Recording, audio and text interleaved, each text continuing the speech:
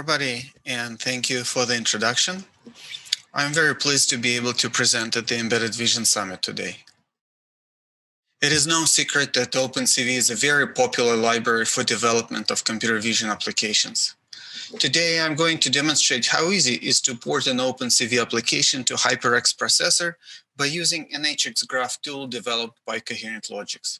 I'll start by a quick introduction of HyperX architecture and the software tools that come with it. This will provide a helpful context for the rest of the tutorial. Essentially, HyperX processor is a grid of processing elements interconnected by communication fabric. Each P is a general-purpose C-programmable DSP core with a tightly coupled instruction and data memory.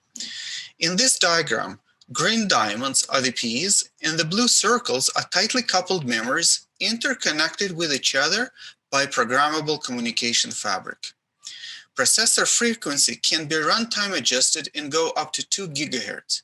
Yet, a 50P chip consumes only about 1 watt when all Ps are fully operational. The same function or algorithm can run on a single or multiple Ps. Allocating more Ps to a particular function allows to run it faster.